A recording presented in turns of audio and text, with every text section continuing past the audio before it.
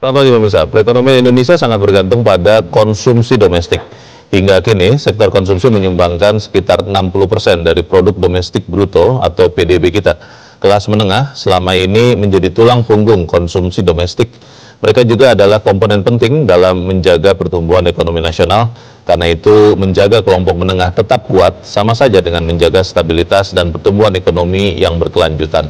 Pemirsa, inilah editorial Media Indonesia di hari ini Jumat 3 Oktober 2025 dengan tema Jangan Lupakan Kelas Menengah bersama saya Leonard Samosir, dan Anda semua para pemirsa juga bisa ikut menyatakan pendapat Anda nanti dengan menelepon nomor 021 583 99 100. Dan pemirsa, pagi ini telah hadir bersama saya anggota Dewan Redaksi Media Group Ade Alawi. Kang Ade, selamat pagi. Pagi, Leo. Sehat-sehat kan? Alhamdulillah sehat. Kalau melihat Kang Ade, ini kelas apa?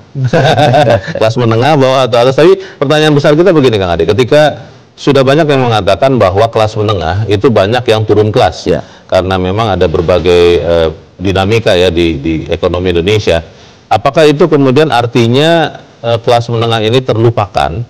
Atau memang jangan-jangan prioritasnya adalah menyelamatkan kelas bawah dulu, baru nanti kelas menengahnya akan dipikirkan? Bagaimana, Kang? Iya, bisa dikatakan terlupakan ya, terabaikan. Pemerintah terlalu fokus pada kalangan kelas bawah ataupun keluarga prasejahtera. Nah, ini tentu saja menurut saya mesti diantisipasi lebih jauh, karena kalau kita lihat dari data dari BPS itu terjadi penurunan kelas menengah sekitar 9 juta orang. Nah, ini tentu saja sangat berbahaya bagi kelangsungan ekonomi Indonesia, karena sekitar 60% PDB ini disokong oleh sektor konsumsi. Nah, konsumsi inilah diantaranya penyokong utamanya kelas menengah. Jadi ini perlu perhatian lebih jauh dari pemerintah. Pertanyaannya adalah apakah memang karena prioritas yang bukan urgent banget? Karena kan yang namanya kelas menengah dibandingkan kelas bawah lebih banyak punya uang kelas menengah kan yang ada dibanding kelas bawah. Maka kemudian akhirnya pemerintah ya nanti saja kemudian memberikan programnya atau prioritasnya kepada kelas menengah, atau seperti apa? Ya, kalau kelas menengah tidak punya uang, kemudian turun kelas menjadi kelompok rentan miskin, ini kan berbahaya bagi perekonomian Indonesia. Tidak hanya pada perekonomian, tetapi juga pada stabilitas politik. Di berbagai negara misalnya ketika kelas menengahnya terabaikan, tersisihkan, maka kemudian terjadi gejolak dilakukan oleh mereka gitu, dan itu bisa memicu instabilitas politik. Nah, oleh karena itu ke depan saya kira dengan langkah pemerintah melakukan penebalan bantuan sosial sekitar untuk 30 juta penerima manfaat dan untuk para pekerja, ini menurut saya langkah yang patut kita apresiasi. Jadi penebalan ini adalah program tambahan, program di luar program reguler, di luar bantuan pangan pemerintah non tunai, di luar program PKH. Jadi ini merupakan sebuah terobosan bagaimana daya beli masyarakat itu terjaga dan pertumbuhan ekonomi juga bagus seperti itu. Pertanyaannya adalah kan itu program-program bantuan sosial, Kang Ade, harusnya kan sifatnya sementara saja, karena sama seperti kalau kita sakit yang memunculkan demam, bukan hanya demamnya yang harus diturunkan, tapi penyebab demamnya, akar masalahnya. Betul. Pertanyaannya adalah apakah itu dengan mudah bisa dilakukan? Kita akan bahas, Kang Ade, dan pemirsa, adalah editorial Media Indonesia untuk hari ini Jumat 3 Oktober 2025. Jangan lupakan kelas menengah.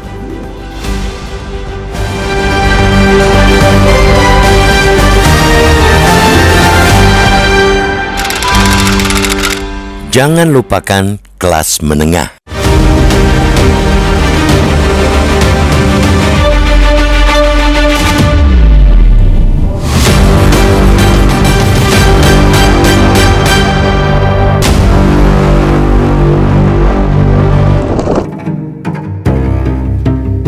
Perekonomian Indonesia sangat bergantung pada konsumsi domestik.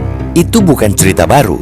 Hingga kini, sektor konsumsi menyumbang sekitar 60% dari produk domestik bruto PDB kita.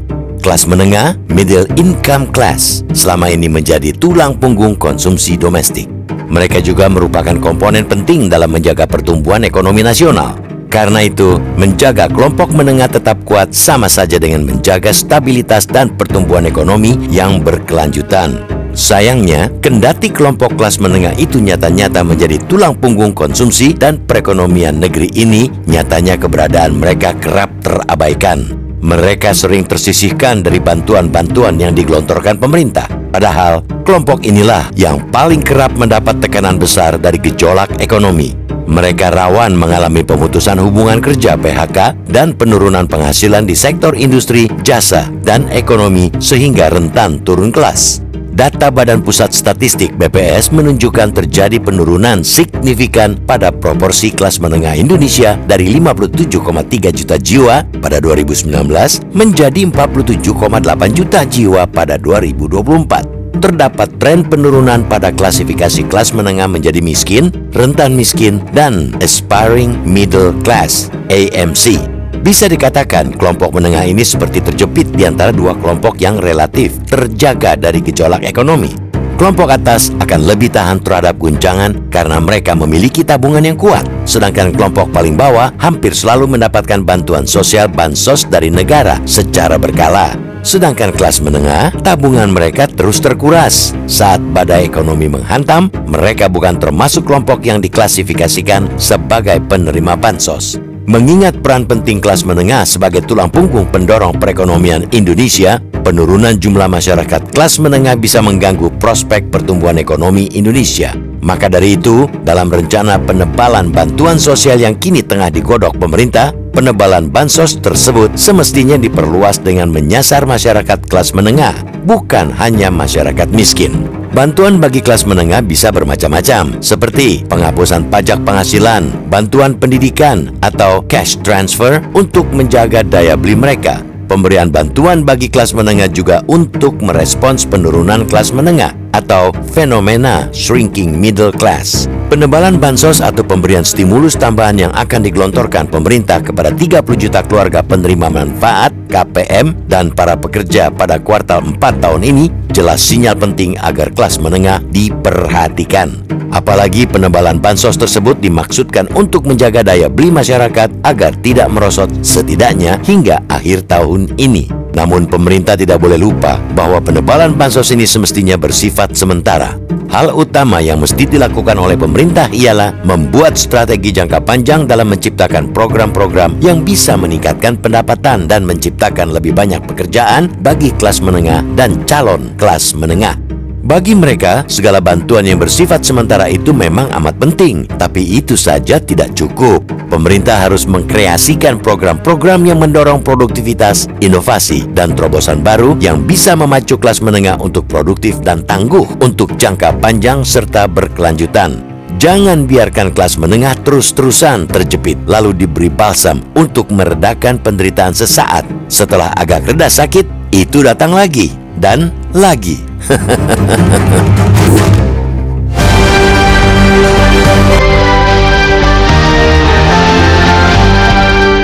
Di bagian berikut Anda bisa menyatakan pendapat Anda, pemirsa. Untuk saat ini tetaplah bersama kami.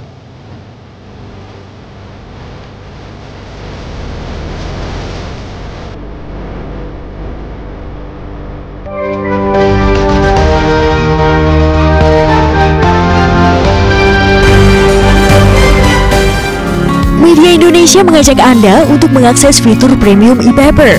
Dengan sajian konten berbasis intelektual dan meneguhkan kebangsaan, Media Indonesia tampil dengan lebih dinamis melalui e-paper Media Indonesia yang dapat Anda akses kapan saja, di mana saja. Caranya mudah, download aplikasi Media Indonesia di Android atau ketik link e-paper.mediaindonesia.com atau bisa scan QR Code pada layar kaca Anda. Klik tab e-paper di bagian samping layar tablet Anda. Daftarkan data diri, serta pilih paket berlangganan e-paper Media Indonesia sesuai dengan kebutuhan Anda. Nikmati juga bonus spesial tambahan 4 halaman rubrik fokus setiap hari. Semua bisa Anda dapatkan hanya di e-paper Media Indonesia. Untuk informasi lebih lanjut, hubungi customer service di nomor 0811 1201 2018 atau kunjungi media sosial @mediaindonesia. Media Indonesia, referensi bangsa. Terima kasih Anda masih bersama kami, pemirsa, dan kita akan mendengarkan dulu Kang Ade pendapat dari pemirsa Metro TV. Kali ini kita sudah terhubung dengan pemirsa Metro TV di Palembang, Sumatera Selatan. Ada Pak Antoni. Pak Antoni, selamat pagi. Ya, selamat pagi. Bagaimana Pak Antoni, kelas menengah ini dari tahun 2019 data BPS turun 9,4 juta orang. Nah, ini kalau Anda lihat, apakah tahun ini pemerintah punya cukup kemauan dan punya cukup uang untuk kemudian mulai mengangkat lagi kelas menengah, Pak Antoni? Ya, yang pertama kita lihat dari segi keinginan pemerintah itu kuat untuk meningkatkan dari angka sebelumnya. Oh. Tapi Kenapa, Pak? Bapak bisa mengatakan gitu, kenapa? Ya, tindakan yang sudah dilakukan, contohnya yang dilakukan Menteri Keuangan dalam memberikan kucuran dana pada pada bank-bank himbara itu merupakan salah satu langkah yang sangat serius itu. 200 triliun itu ya dipindahkan uang pemerintah dari Bank Indonesia ke bank-bank himbara, oke? Betul. Tapi yang paling penting itu strateginya. Strategi? Iya, betul. Bagaimana itu, Pak? Maksudnya, Pak, paling pentingnya? Ya, pertama di sektor ekonomi dan keuangan, pemerintah mesti membantu masyarakatnya untuk mendiversifikasi sumber penghasilan itu. Nah, jangan hanya mengandalkan gaji, tapi harus ada usaha sampingan. Ibaratkan meja ini, jangan satu kaki. Kalau meja satu kaki tumbang, dua masih belum stabil. Tapi harus ada usaha sampingan, investasi yang kecil, atau aset produktif yang bisa menghasilkan menghasilkan profit ke depannya, seperti kontrakan gitu kan. Nah, itu pemerintah harus menuntun masyarakatnya itu yang kelas menengah itu. Pak Antoni, itu kan sekian usaha yang dilakukan pemerintah, Pak. Saya samakan saja namanya bantuan sosial. Itu kan sesuatu yang sifatnya sementara, hanya menyangga saja. Banyak orang mengatakan yang paling penting itu pekerjaan yang diberikan. Itu kira-kira bisa tidak diberikan bagi kelas menengah? Betul, itu sangat penting juga. Tapi di satu sisi, di awal itu harus dibangun dengan kuat. Jangan ibaratkannya memberi ikan tapi tak beri pancingan. Begitu. Karena kan cuma yang sifatnya sementara. Jadi yang penting diberikan kail bukan ikannya ya, Pak? Betul. Kalau ini jangan kailnya, kolamnya langsung. Kolamnya langsung. Dia ternak ikannya itu dia Baik. Itu yang harusnya dilakukan pemerintah. Terima kasih Pak Antoni untuk pendapat Anda, Pak. Pagi ini dari Palembang, Sumatera Selatan. Selamat pagi. Nah, itu pertanyaan besar kita semua kan, Kang Ade. Saya masih ingat tahun lalu pada saat menjelang pemilu, itu orang selalu mencari tahu para pemimpin bangsa, waktu itu masih calon, apa sih yang mau dibuat untuk memberikan pekerjaan. Nah, itu yang katanya obat untuk semuanya. Tapi melihat kondisi sekarang yang sangat tidak favorable, kondisi dunia juga begini, bagaimana tuh, Kang Ade? Ya, tadi menarik yang disampaikan oleh Pak Antoni ya, bahwa pemerintah ini jangan fokus pada memberikan umpan ya, tetapi juga kailnya seperti itu ya. Kail dan bahkan bahkan kolamnya. Artinya katanya. bahwa yang paling penting adalah akar masalahnya ini kan pada bagaimana pemerintah ini menciptakan iklim dunia usaha yang sehat. Iklim dunia usaha yang sehat ini ditandai oleh tidak ada lagi pungutan-pungutan liar yang menciptakan high cost ekonomi. Tidak ada lagi peraturan yang berbelit-belit, peraturan yang berubah-ubah. Artinya kalau berubah-ubah berarti tidak ada kepastian hukum di negeri ini. Kemudian yang paling penting lagi adalah di lapangan itu tidak ada lagi premanisme, preman-preman yang memeras perusahaan-perusahaan. Nah, inilah yang menciptakan dunia usaha ini tumbuh sehat. Tugas pemerintah adalah ketika terjadi gejolak geopolitik dunia, perang di mana-mana, pemerintah berusaha untuk menggeser pasar. Sehingga kemudian apa yang dikerjakan di pabrik-pabrik ini, produksi-produksi ini bisa dijual ke luar negeri. Jadi untuk menyelamatkan perekonomian Indonesia, ini tidak hanya dengan upaya-upaya yang sifat jangka pendek seperti bantuan-bantuan sosial, tapi bagaimana menciptakan iklim dunia usaha yang sehat ini yang saya kira sangat penting. Menjadi pertanyaan juga ketika kita melihat program pemerintah, Kang Ade. Ada program-program yang memang akhirnya kelihatannya itu sifatnya jangka pendek. Memberikan makan bergizi gratis itu dikatakan berdampak pendek, tapi juga bisa panjang. Karena ketika gizi membaik, orang-orang, anak-anak yang memakan MBG ini kemudian masuk ke lapangan kerja dan menjadi sesuatu orang-orang yang lebih hebat. Tapi pertanyaannya adalah bagaimana kita meminta pemerintah membagi uang yang terbatas ini, yang mana yang bisa memberikan pekerjaan lebih banyak, program-program padat karya, yang mana yang kemudian selain itu? Ya, pemerintah harus menentukan, menciptakan skala prioritas ya. MBG yang memang di awal adalah bermasalah, artinya kajiannya juga tidak mumpuni dan sebagainya, sehingga sekarang menimbulkan gejolak. Ini pemerintah masih terkesan melakukan kebijakan-kebijakan yang sifatnya sporadis. Nah, ke depan saya kira penciptaan lapangan kerja, kemudian bagaimana iklim dunia usaha ini agar sehat dan sebagainya. Ini saya kira sangat penting sekali. Jadi jangan sampai kemudian kalangan kelas menengah ini yang rencana pemerintah akan diberikan bantuan ini tidak tergantung pada bantuan. Tapi bagaimana mereka bisa kembali lagi bekerja di pabrik, di PT-PT seperti itu. Itu yang saya kira sangat penting. Kelas menengah kan jumlahnya saya belum tahu angka pastinya, tapi logikanya 30 juta dari populasi kalau nggak salah. 30 juta atau 30%? 30% dari populasi. Artinya kan kalau untuk kepentingan elektoral, kepentingan pemilu itu tidak terlalu seksi untuk diperhatikan, Kang Ade. Apakah kemudian jumlah yang tidak terlalu signifikan untuk elektoral ini juga nanti akan diperhatikan oleh pemerintah, Kang Ade? Bagaimana? Ya, kalangan kelas menengah ini kalangan yang saya kira sangat penting sekali, sangat strategis ya.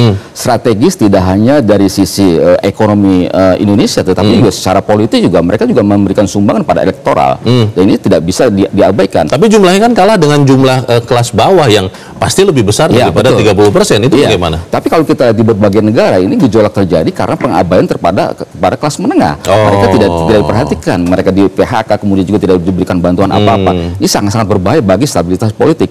Nah, oleh karena itu menurut saya langkah pemerintah untuk melakukan penebalan ini kita harapkan tepat sasaran. Bagaimana kalangan kelas menengah yang 3 tahun terakhir ini didera PHK di mana-mana, kemudian juga mereka akhirnya juga makan tabungan, akhirnya mereka masuk turun tahta ya, turun kelas menjadi kelompok rentan miskin. Ini sangat bahaya. Oleh karena itu harus diselamatkan mereka. Mereka harus kembali bekerja, mereka harus kembali bekerja, dan mereka diharapkan juga dengan mereka bekerja, mereka juga bisa memberikan sumbangan bagi ekonomi Indonesia. Kita harus jeda dahulu, Kang Ade dan Musa, tetaplah bersama kami, Editorial Media Indonesia. Segera kembali.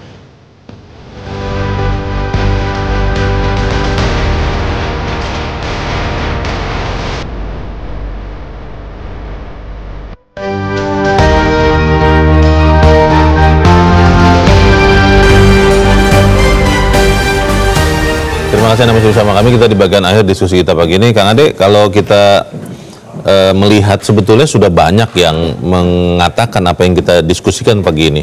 Bagaimana kemudian supaya pemerintah pasti memperhatikan kelas menengah ini? Ya, yang paling penting menurut saya pemerintah konsisten ya dengan kebijakan, dengan paket stimulus pada tahun 2025 ya, sampai akhir tahun ini ya.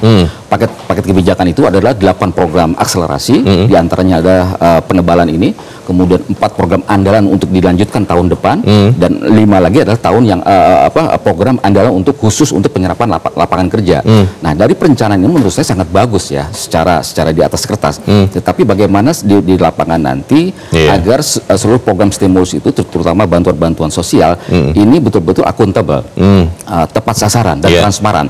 Jangan sampai kemudian bantuan-bantuan ini kemudian salah sasaran. Kita tahu misalnya pada Juli kemarin misalnya banyak juga ASN yang mendapatkan bantuan sosial yang harusnya tidak dapat. Jadi menurut saya dari sisi perencanaan, dari sisi controlling, dari sisi akurasi pendataan bantuan sosial ini harus betul-betul diperhatikan. Jangan sampai kemudian terulang lagi. Tetapi yang paling penting poinnya adalah kelas menengah ini harus diselamatkan karena mereka lah yang menjadi penggerak ekonomi Indonesia. Mereka juga memberikan kontribusi pada penerimaan negara ini. Meskipun jumlahnya secara nominal masih lebih sedikit dibandingkan kelas bawah yang secara elektoral memberikan suara bisa lebih banyak kepada siapapun yang mau jadi pemimpin bangsa, tetap harus diperhatikan begitu. Harus diperhatikan, betul. Pertanyaan terakhir, Kang Ade, apa yang kita bisa lakukan, maksud saya masyarakat dan juga kita wartawan, untuk mengingatkan pemerintah bahwa kelas menengah ini jangan sampai diabaikan terus loh, karena ya amit-amit ya, beberapa negara yang rusuh kemarin sempat, Nepal misalnya,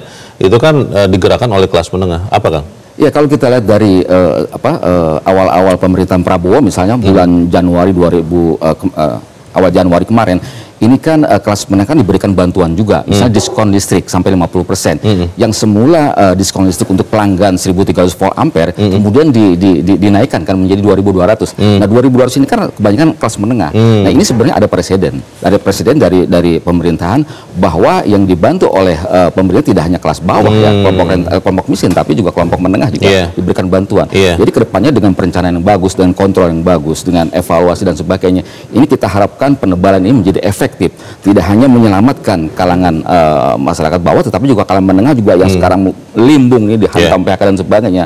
Tabungan mereka habis dan sebagainya. Jadi berapa kemana-mana ini harus segera diselamatkan. Dan penciptaan lapangan kerja, penciptaan pekerjaan juga harus terus dikerjakan ya? Ya, penciptaan lapangan kerja dengan menciptakan iklim usaha yang sehat, tidak ada pungli, tidak ada macam-macam, kemudian kebijakan yang berubah-ubah, adanya kepastian hukum, ini mendukung terciptanya iklim usaha. Sehingga yang kelas menengah yang tadinya PHK, kemudian melihat iklim usaha yang bagus, didorong oleh pemerintah dan sebagainya, dijamin oleh pemerintah, ini kalangan kelas menengah bisa bekerja kembali. Kita harapkan itu yang akan terjadi. Kang Ade Alawi, terima kasih sudah hadir di tempat ini. Selamat pagi. Pagi.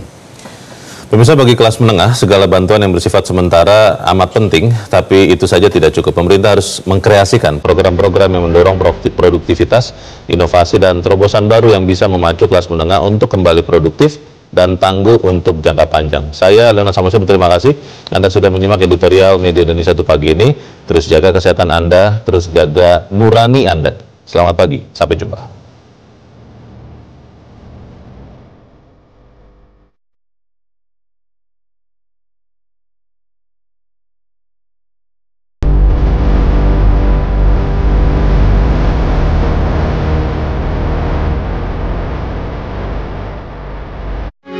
Metro TV. Jelajahi cara baru mendapatkan informasi. Download Metro TV Extend sekarang.